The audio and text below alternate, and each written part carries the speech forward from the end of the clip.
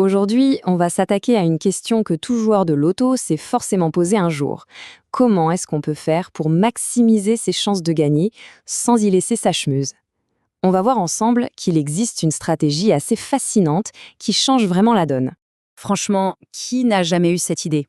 On a tous nos numéros fétiches, nos dates d'anniversaire, et on se dit «Ah, si seulement je pouvais tous les jouer en même temps». C'est une envie tout à fait naturelle, mais comme on va le voir, la dure réalité des mathématiques a tendance à vite nous calmer. Et voilà, le chiffre qui fait mal. Pour jouer toutes les combinaisons possibles de 6 numéros, juste en piochant dans une petite sélection de 10 numéros, il faudrait remplir 210 grilles différentes. Oui, oui, 210. Et évidemment, chaque combinaison, c'est une grille. Et chaque grille, eh bien, ça se paie. Ce rêve de jouer plein de numéros se prend très vite un mur financier.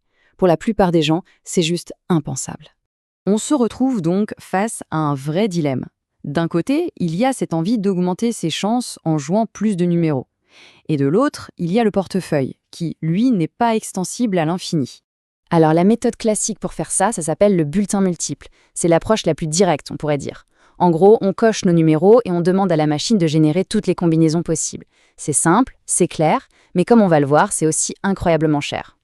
Allons-y, regardons concrètement ce que cette méthode force brute signifie pour notre budget, même si on ne joue pas beaucoup de numéros. Et attention, là, on ne parle même plus de 10 numéros. On en prend juste 8. Eh bien, pour être sûr de couvrir toutes les combinaisons de 6 numéros possibles avec ces 8-là, il faut jouer 56 grilles. 56.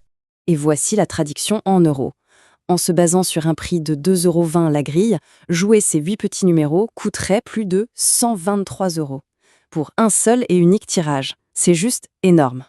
Heureusement, il y a une autre voie, une alternative bien plus stratégique, plus maligne et surtout beaucoup plus abordable. C'est ce qu'on appelle les systèmes réducteurs. L'idée derrière est assez géniale. Au lieu de tout miser sur le jackpot, on fait un compromis intelligent. Le système va sélectionner un tout petit nombre de grilles, mais des grilles qui se complètent parfaitement.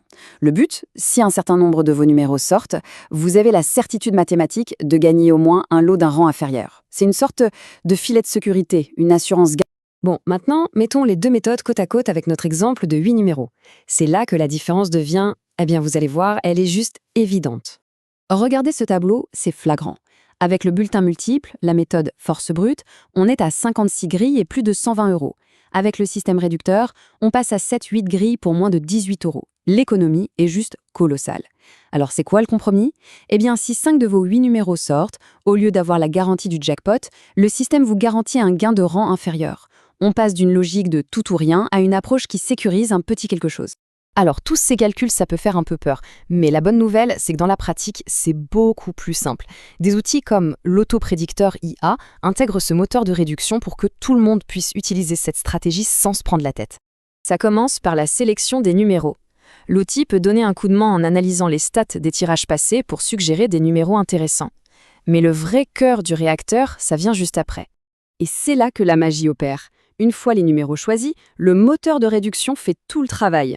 On lui dit juste combien de numéros on veut jouer, quel niveau de garantie on souhaite, et hop, l'outil génère instantanément le nombre minimum de grilles optimisées. Fini les calculs compliqués, on peut enfin se concentrer sur l'essentiel, le jeu. Donc pour résumer, cette approche, rendue hyper simple par l'outil, permet de couvrir beaucoup plus de numéros, ses numéros favoris, tout en gardant un contrôle total sur son budget. Et surtout, elle apporte cette sécurité mathématique, cette promesse d'un gain minimum si la chance est un peu avec nous, chose qu'une grille jouée au hasard ne pourra jamais offrir. Cette phrase, elle résume parfaitement la philosophie. On ne se contente plus de cocher des cases au hasard, on utilise un système, une stratégie pour jouer plus intelligemment et optimiser chaque euro qu'on décide de miser.